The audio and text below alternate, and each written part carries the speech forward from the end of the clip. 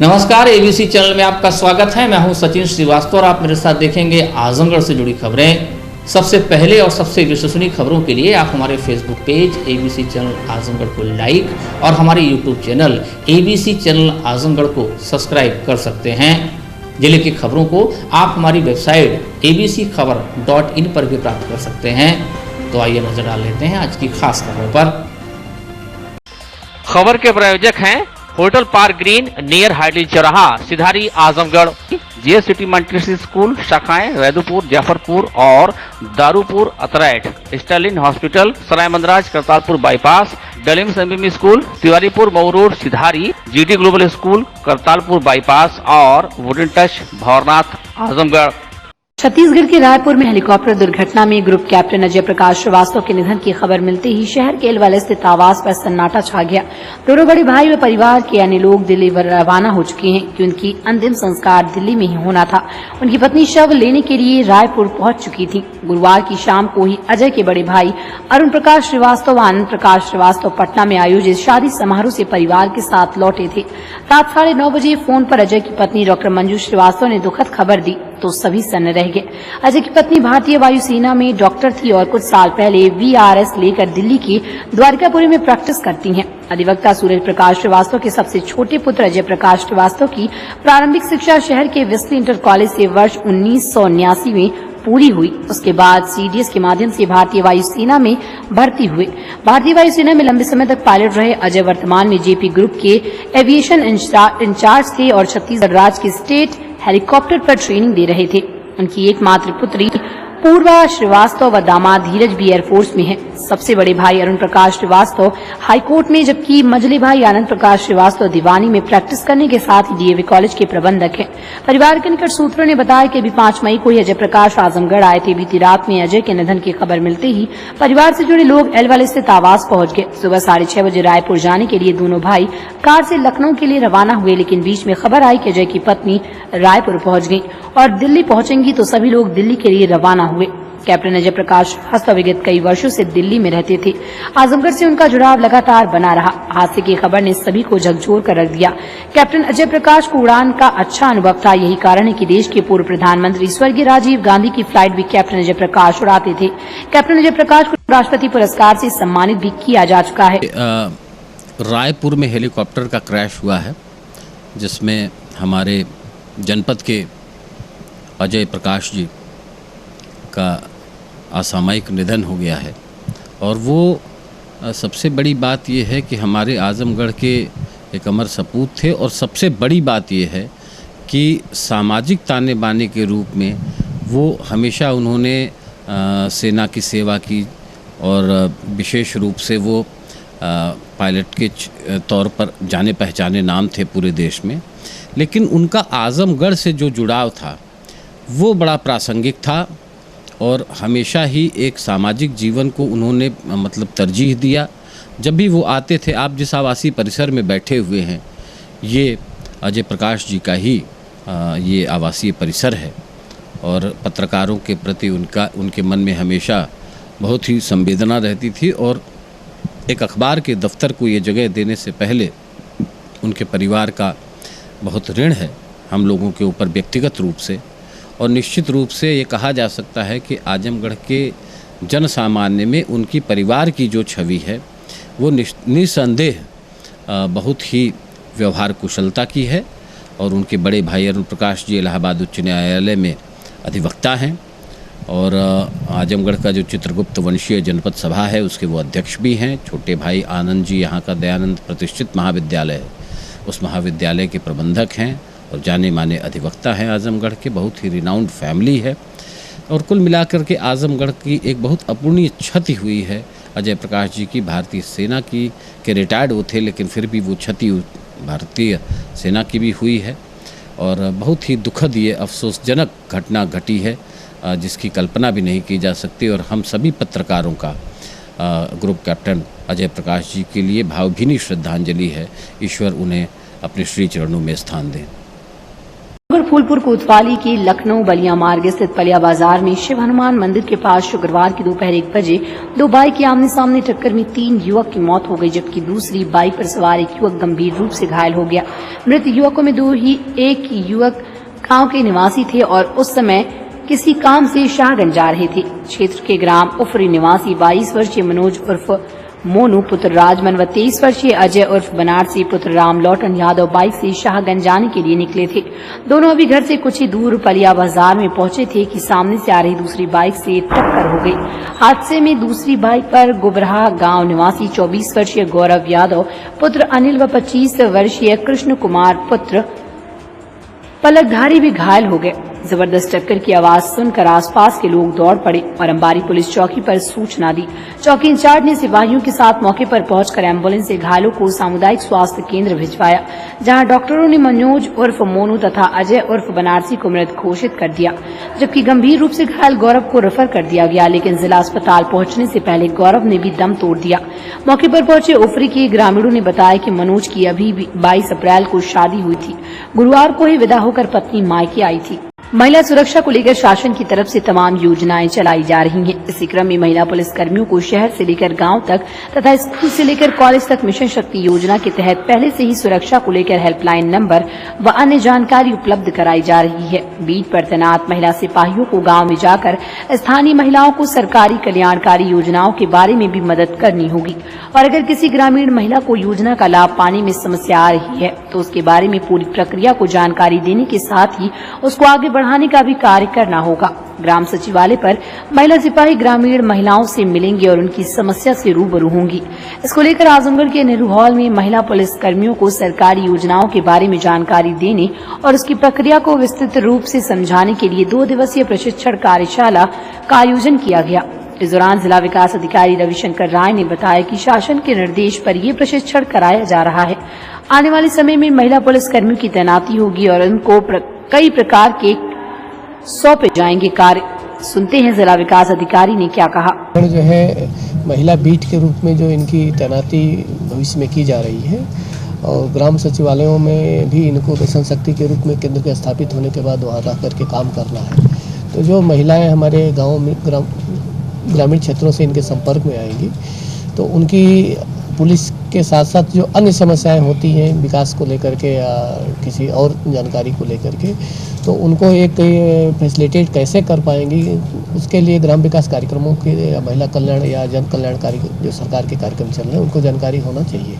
इस संदर्भ में शासन स्तर से गृह विभाग से एक पत्र आया था जिसमें कहा गया था कि पुलिस विभाग के समन्वय से जिला विकास अधिकारी विभिन्न कार्यक्रमों के माध्यम से इनको एक संक्षिप्त ट्रेनिंग एक दिन की बैचेज उपलब्ध कराएंगे। उसी क्रम में आज ये प्रशिक्षण आयोजित है और ये प्रशिक्षण दिया जा रहा है। इसमें इनकी भूमिका क्या रहेगी? इनकी भूमिका एक फैसिलिटेटर के रूप में रहेगी। यदि कोई महिला इनको आती है तो मान लीजिए वो विडो है और उसको पेंशन नहीं मिल रही है और किसी अन्य समस्या को लेकर के वो आती है तो वो अपना इनको ये मुहैया करा सकती है कि आपको ये जानकारी इनके पास रहेगी कि आप ये आवेदन इस प्रकार यहाँ कर सकते हैं तो आपको सुविधा मिल सकती है। उदाहरण के स्वरूप तैनाती इनकी बीट के सिपाही के रूप में जो गांव में तैनाती होती है, बीट पुलिस जो होती है, उस प्रकार महिला बीट की तैनाती करने का गवर्नमेंट के पहले से ही एक योजना चल रही है, उसी पे काम हो रहा है।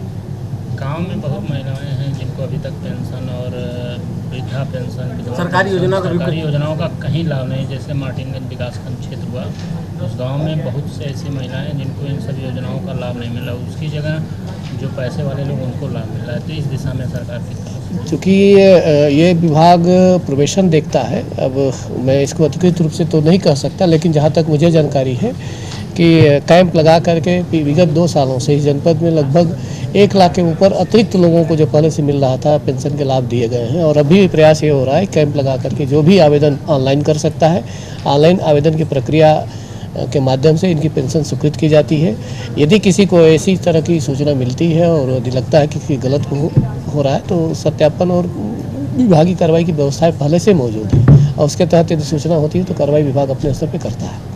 सगड़ी तहसील क्षेत्र श्री केन सिंह महिला महाविद्यालय जैनपुर में शुक्रवार को जिलाधिकारी सगड़ी राजीव रतन सिंह ने 88 छात्राओं को वितरित किया टैबलेट पाकर छात्राओं के चेहरे खुशी से खिले। शुक्रवार को भव्य रूप से कार्यक्रम का आयोजन कर विद्यालय के सभागार में शासन द्वारा निःशुल्क टैबलेट वितरण योजना के तहत पहले चरण में स्नातक के 88 छात्राओं को टैबलेट उप जिलाधिकारी सगड़ी राजीव रतन सिंह ने वितरित किया। कार्यक्रम का शुभारंभ मां सरस्वती के चित्र पर दीप प्रज्वलन व पुष्प अर्पित कर किया गया। कार्यक्रम में विद्यालय के प्रबंधक डॉक्टर सवेंद्र बहादुर सिंह व राज बहादुर सिंह ने मुख्य अतिथि के रूप में मौजूद उप जिलाधिकारी सगड़ी राजीव रतन सिंह व विशिष्ट अतिथि के रूप में भाजपा नेता अरविंद जायसवाल व क्षेत्रीय महामंत्री नागेंद्र सिंह पटेल को बुके, अंग वस्त्रम व प्रतीक चिन्ह देकर सम्मानित किया। इस दौरान उप जिलाधिकारी सगड़ी ने अपने संबोधन में कहा कि शासन की मंशा के अनुरूप ग्रामीण क्षेत्र के छात्र छात्राओं को तकनीकी रूप से दक्ष करने के लिए जिससे कि सभी को समान अवसर मिल सके, निःशुल्क टैबलेट वितरण का कार्यक्रम किया जा रहा है। वहीं प्रबंधक डॉक्टर सवेंद्र बहादुर सिंह ने कहा कि शासन द्वारा निःशुल्क टैबलेट वितरण कार्यक्रम में स्नातक की छात्राओं को टैबलेट वितरित किया गया। वहीं कार्यक्रम का संचालन प्रियंवदा तिवारी ने किया। छात्राओं ने विविध कार्यक्रम किया। इस दौरान सैकड़ों की संख्या में छात्रा व उनके अभिभावक मौजूद रहे। मुख्य रूप से चंद्रशेखर सिंह, नोडल अधिकारी अजय कुमार, प्राचार्य डॉक्टर गोविंद तिवारी सहित सभी शिक्षक शिक्षिकाएं व छात्रा मौजूद रही। जैसा कि सरकार की प्राथमिकता में है कि तकनीकी रूप से बच्चे जागरूक हों, इसके लिए एक टैबलेट वितरण कार्यक्रम किया जा रहा है, जिसमें आज MA के बच्चों को दिया जा रहा है, 88 बच्चों को दिया गया है। धीरे धीरे बाकी सभी बच्चों को भी दिया जाएगा। एक तरह की परिवर्तन की बयार है, जैसे कि आज का युग टेक्नो फ्रेंडली होता जा रहा है, तो आज बच्चे टेक्नोलॉजी के प्रति यूज्ड टू हों, कोई भी चीज़ जाने समझें, संसाधनों के अभाव में उनकी प्रतिभाएँ दबी न रह जाएँ, इसलिए सरकार की पहल है। बहुत ही अच्छा विद्यालय का भी एक अच्छा प्रयास रहा है। देखा जा रहा है कि बच्चे काफ़ी सुसंस्कृत व्यवस्थित हैं। निश्चित रूप से इसको पाकर इनका भविष्य मंगलमय और सुव्यवस्थित। आज दिनांक 13 मई 2022 को उत्तर प्रदेश शासन द्वारा परास्नातक कक्षाओं में अध्ययनरत फाइनल ईयर की जो छात्राएं हैं उनको टैबलेट वितरण कार्यक्रम हुआ। इस कार्यक्रम में मुख्य अतिथि उप जिलाधिकारी महोदय सगड़ी, क्षेत्रीय उपाध्यक्ष भारतीय जनता पार्टी गोरखपुर क्षेत्र, आजमगढ़ भाजपा के महामंत्री जी, मंडल अध्यक्ष जी तथा भारतीय जनता पार्टी के विभिन्न पदाधिकारीगण सम्मिलित होकर इस कार्यक्रम का क्रियान्वयन किए तथा 88 पात्र छात्र छात्राओं को उत्तर प्रदेश शासन द्वारा फ्री टैबलेट योजना के अंतर्गत उनको टैबलेट प्रदान किया गया। यह जो योजना है, इसके माध्यम से कोरोना काल खंड में जो भी छात्र छात्राएँ जो प्रायः ग्रामीण अंचल की जो छात्राएं लैपटॉप, टैबलेट या संसाधनों के अभाव में ऑनलाइन शिक्षा से वंचित रह जाती थी, शासन द्वारा एक ऐसी पहल की गई कि ग्रामीण अंचल में सारी छात्राओं को जब अगर किसी प्रकार की विषम परिस्थितियां आए तो उनको तकनीकी से जोड़ा जाए ताकि वो ऑनलाइन माध्यम से भी शिक्षा को ग्रहण कर सके। उन्हीं के साधन को प्रोवाइड करते हुए डीजी शक्ति एक योजना है उत्तर प्रदेश शासन की, जिसके अंतर्गत परास्नातक कक्षाओं की छात्राओं को टैबलेट का वितरण और स्नातक में अध्ययनरत छात्राओं को स्मार्टफोन का वितरण। तो प्रथम चरण में परास्नातक कक्षाओं की जो अध्ययनरत छात्राएं हैं उनको टैबलेट का वितरण किया गया। मंडलायुक्त विजय विश्वास पंत ने शुक्रवार को अपने कार्यालय के सभागार में आयोजित शासन की सर्वोच्च विकास प्राथमिकताओं से संबंधित कार्यक्रमों एवं कर करेत्तर वसूली एवं अन्य राजस्व कार्यों की समीक्षा के दौरान सभी मुख्य विकास अधिकारियों को निर्देश दिया कि लोक निर्माण विभाग द्वारा जनपदवार 100 दिनों की जो कार्य योजना तैयार की गई उसे प्राप्त कर संबंधित कार्यों को पूर्ण करने हेतु टाइमिंग फिक्स करें। उन्होंने लोक निर्माण विभाग के अधिकारियों को निर्देशित किया कि कार्य पूर्ण करने के लिए जो समय अवधि निर्धारित की जाए यथासंभव प्रयास कर कार्य को पहले ही पूर्ण कर लें। उन्होंने आगाह किया कि यदि निर्धारित अवधि में कार्य अपूर्ण रह जाता है तो बाद में बारिश का कोई इश्यू नहीं सुना जाएगा। मंडलायुक्त श्री पंत ने मंडल के जनपद में निर्माणाधीन सेतुओं की समीक्षा के दौरान कहा कि यदि पहुंच मार्ग हेतु भूमि का कोई प्रकरण लंबित है तो तत्काल उसका निराकरण करा ले। सेतु निगम द्वारा अवगत कराया गया कि गढ़वल पुल में बिजली के पोल अभी तक शिफ्ट नहीं हुए हैं। मंडलायुक्त ने इस संबंध में मुख्य अभियंता विद्युत को तत्काल कार्रवाई कराने का निर्देश दिया। मंडलायुक्त विजय विश्वास पंत ने स्वास्थ्य विभाग को संबंधित कार्यों की समीक्षा में पाया कि आशाओं द्वारा भरे जाने वाले HBNC फॉर्मेट की छपाई जनपद आजमगढ़ एवं बलिया में विगत कई माह से लंबित है। यूनिसेफ के प्रतिनिधियों द्वारा अवगत कराया गया कि तीनों जनपद में बहुत कम आशाओं के पास थर्मामीटर उपलब्ध है। तीनों जनपदों CHC व PHC पर भी थर्मामीटर के साथ कई उपकरण उपलब्ध नहीं है। इसके अलावा प्रधानमंत्री सुरक्षित मातृत्व लाभ योजना सहित कई अन्य कार्यक्रमों की प्रगति भी काफी खराब है।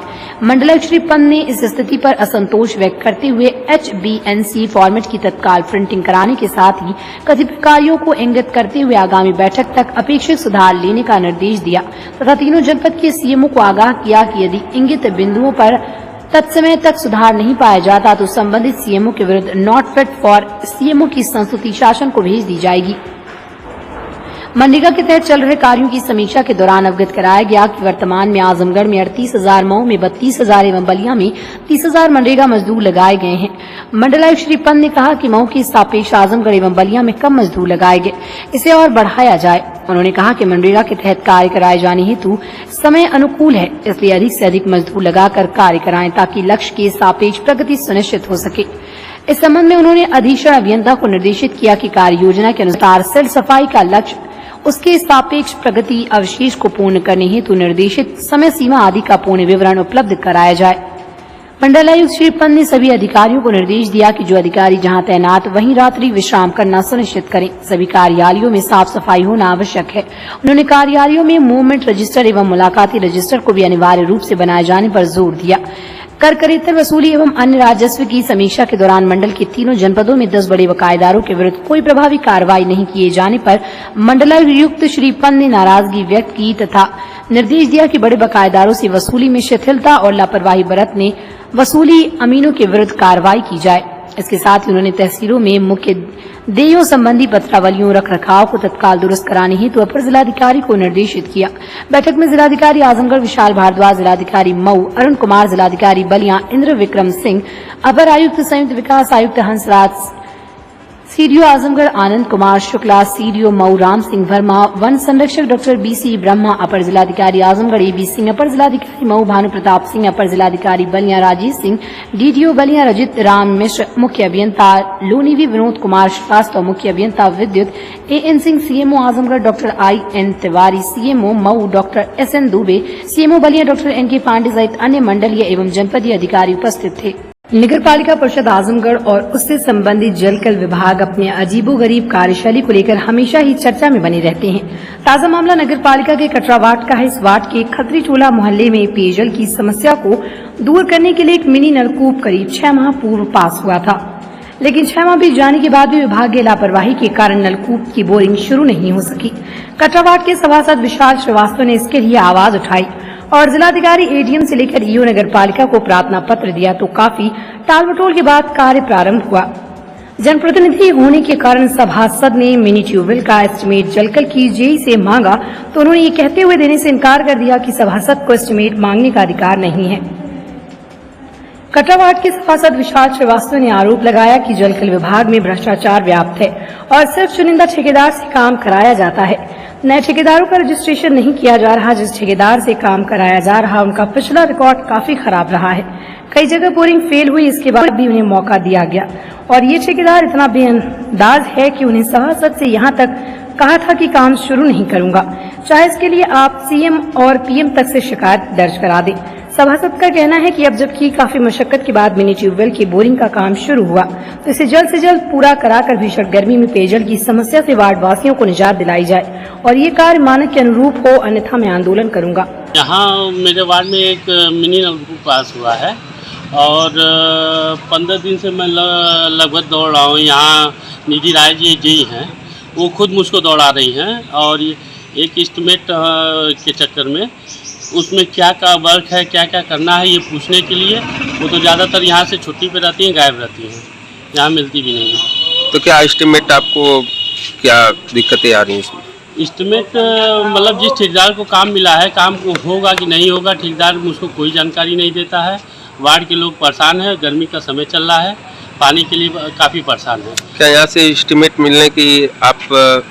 मैं खुद सदन का सदस्य हूँ और सदन के सदस्य होने के बाद भी मैंने JE साहब से बात किया। JE साहब ने कहा कि सदन के सदस्य को एस्टीमेट देने का कोई अधिकार नहीं है, उसकी मेरे पास रिकॉर्डिंग भी है। नहीं पूछी। ठेकेदार से आप बात किए कि नहीं? आप मैंने ठेकेदार से यही बात किया, जेई साहब भी थी और इनके संबंधित बाबूगढ़ लोग भी थे। उनके सामने ठेकेदार ने ये कहा कि जब मैंने चेयरमैन साहब से बात किया तो उन्होंने कहा आप योगी मोदी जी से बात कर लीजिए, वहाँ पे काम नहीं होगा। फिर दबाव के बाद मीडिया और एडीएम साहब के दबाव के बाद काम शुरू हुआ है, वो भी काम की जानकारी नहीं हुई। डीएम विशाल भारद्वाज ने पीडब्ल्यूडी को निर्देश दिया कि निर्माणाधीन सड़कों पर एक विभागीय कार्यालयों व आवासीय भवनों को जून तक पूर्ण कराना सुनिश्चित करें, जिस निर्माण के लिए 100% धनराशि अवमुक्त की जा चुकी है उसके निर्माण कार्य को अतिशीघ्र पूर्ण किया जाए। जिलाधिकारी ने गुरुवार की देर शाम कलेक्ट्रेट सभागार में जिले में चल रहे निर्माण कार्यों एवं कार्यदायी संस्थाओं के साथ प्रगति की समीक्षा की। आवास विकास परिषद को निर्देश दिए कि फूलपुर में निर्माणाधीन 100 बेड के अस्पताल को अगले 15 दिन में पूर्ण कर हैंडओवर करें। पैकफेड को निर्देश दिया कि जितने कार्य पूर्ण हो चुके हैं उसे तत्काल संबंधित विभागों को हैंडओवर करना सुनिश्चित करें।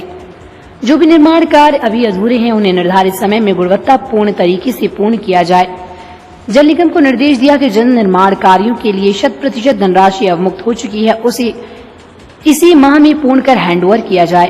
राजकीय निर्माण निगम, सेतु निगम और यूपी सिडको को निर्देश दिया कि इंजीनियरिंग कॉलेज मार्टिनगंज, स्वास्थ्य विभाग का भवन, फूलपुर पॉलिटेक्निक कॉलेज, घाघरा नदी पर गोलघाट में बन रहा पुल, सचियाओं में सिकंदरपुर घाट और सैनिक कल्याण पुनर्वास आदि के निर्माण कार्य में तेजी लाकर निर्धारित समय के अंदर पूर्ण करें। यूपीपीसीएल, लैगफेड और सीएनडीएस को निर्देश दिया कि चंद्रमा ऋषि आश्रम, कस्तूरबा गांधी आश्रम, मेहनगर, सचियाओं में चल रहे निर्माण और हरियौत कला भवन, राजकीय इंटर कॉलेज एवं नगर पंचायत जहानागंज व बूढ़नपुर के निर्माण कार्यों को गुणवत्तापूर्ण पूरा करके संबंधित विभागों को हैंडओवर करना सुनिश्चित करें।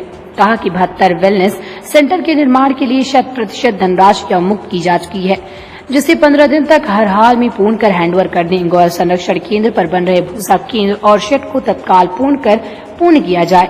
CDO Anand Kumar Shukla, deputy CMO doctor Sanjay Kumar, CVO doctor Virendra Singh, DSTO RD Ram सहित संबंधित विभागों के अधिकारी थे। आजमगढ़ के पलहनी ब्लॉक के अजमतपुर कोडर गांव के प्रधान संघ शहर कोतवाली प्रभारी के दुर्व्यवहार का आरोप लगाकर प्रधान संघ ने शुक्रवार को एसपी कार्यालय पहुंचकर ज्ञापन सौंपा। उन्होंने आरोप लगाया कि फर्जी शिकायत के आधार पर प्रधान को जबरन कोतवाली में लॉकअप में बंद कर दिया गया। काफी प्रयास के बाद 7 घंटे बाद छोड़ा गया। इससे पहले सभी इस तरह की कार्रवाई पीड़ित प्रधान के साथ पुलिस द्वारा की गई थी।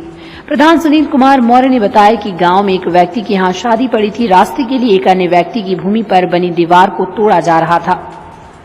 इसमें प्रधान और तोड़ने वाले के साथ ही जो भूमि मालिक है सब आपस में सहमति से कार्य करा रहे थे, लेकिन एक अन्य तीसरे व्यक्ति की शिकायत पर पुलिस ने आनन फानन में कार्रवाई कर दी। आरोप के ग्राम प्रधान सुनील कुमार मौर्य को कोतवाली में बैठाया गया दूसरी बार।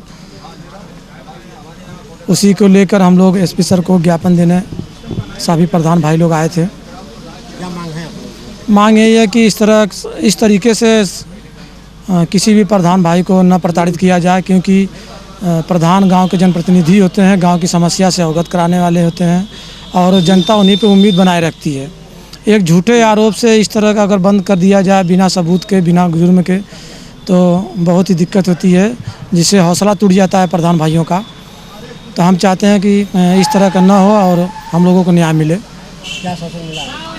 आश्वासन मिला है कि सर बोले हैं कि इस तरह का अगली अभी तो पहली बार अवगत कराया गया है, ऐसा आगे नहीं होगा। Sterling hospital, Sarai Mandraj, Kartarpur bypass, Azamgarh, doctor AK Tripathi, sugar, BP, thyroid, gastrology, हृदय रोग, गुर्दा रोग, मानसिक रोग, न्यूरो रोग विशेषज्ञ, डॉक्टर सोनल पाटिल, स्त्री प्रसूति एवं बाजपन रोग विशेषज्ञ, डॉक्टर DK पटेल, दमा, टीबी, COPD, खांसी में खून आना, फेफड़े में पानी मवाद, निमोनिया, स्नोफीलिया, खर्राटे आना, फेफड़े का कैंसर। सुविधाएं ICU, ECG, pathology, private ward, general ward, सुसज्जित ऑपरेशन थिएटर, इमरजेंसी सेवा 24 घंटे उपलब्ध। Wooden touch Bhawarnath Azamgarh, a complete hardware store. हमारे यहाँ branded plywood, flush door, designer door, PVC door, 4 mica, fancy hardware, kitchen की चिमनी एवं मॉड्यूलर किचन की exclusive range उपलब्ध। अपने आशियाने में लगाइए 4 चांद, पहुंचिए वुडन टच भंवरनाथ आजमगढ़। डेरिन Sunbeam school Tiwaripur Mau road Azamgarh.